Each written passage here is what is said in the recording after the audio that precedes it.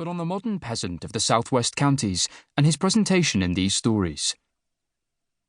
Since then, the appellation which I had thought to reserve to the horizons and landscapes of a merely realistic dream country has become more and more popular as a practical definition, and the dream country has, by degrees, solidified into a utilitarian region which people can go to, take a house in, and write to the papers from. But I ask all good and gentle readers to be so kind as to forget this, and to refuse steadfastly to believe that there are any inhabitants of a Victorian Wessex outside the pages of this and the companion volumes in which they were first discovered. Moreover, the village called Weatherbury, wherein the scenes of the present story of the series are, for the most part, laid, would perhaps be hardly discernible by the explorer without help in any existing place nowadays. Though at the time, comparatively recent, at which the tale was written, a sufficient reality to meet the descriptions, both of backgrounds and personages, might have been traced easily enough.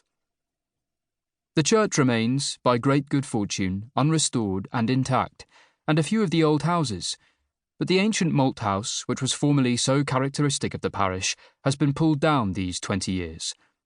Also most of the thatched and dormant cottages that were once lifeholds. The game of prisoner's base, which not so long ago seemed to enjoy a perennial vitality in front of the worn-out stocks, may, so far as I can say, be entirely unknown to the rising generation of schoolboys there.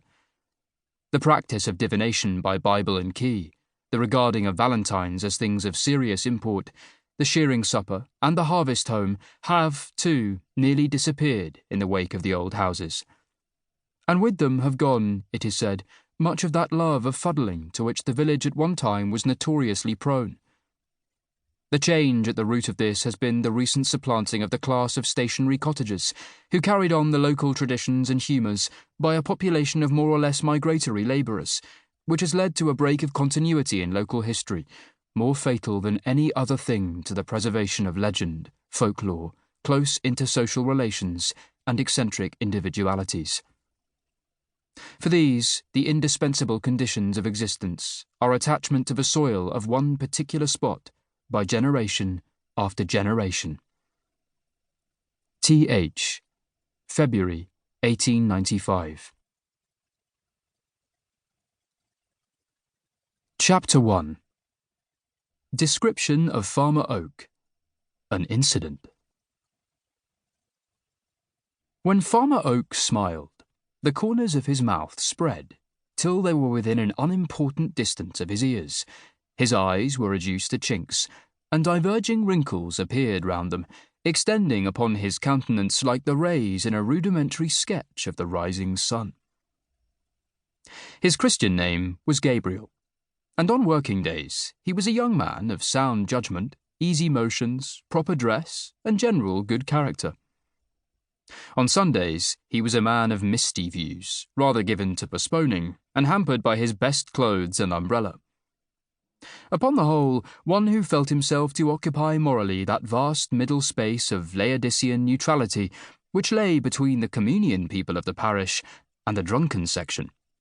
That is, he went to church, but yawned privately by the time the congregation reached the Nicene Creed, and thought of what there would be for dinner, when he meant to be listening to the sermon. Or, to state his character as it stood in the scale of public opinion, when his friends and critics were in tantrums, he was considered rather a bad man. When they were pleased, he was rather a good man. When they were neither, he was a man whose moral colour was a kind of pepper and salt mixture. Since he lived 6 times as many working days as Sundays, Oak's appearance in his old clothes was most peculiarly his own. The mental picture formed by his neighbours in imagining him being always dressed in that way. He wore a low-crowned felt hat, spread out at the base by tight jamming upon the head for security in high winds, and a coat like Dr. Johnson's, his lower extremities being encased in ordinary leather leggings and boots emphatically large, affording to each foot a roomy apartment so constructed that any wearer might stand in a river all day long and know nothing of damp, their maker being a conscientious man who endeavoured to compensate for any weakness in his cut by unstinted dimension and solidity. Mr. Oak carried about him, by way of watch, what may be called a small silver clock. In other words,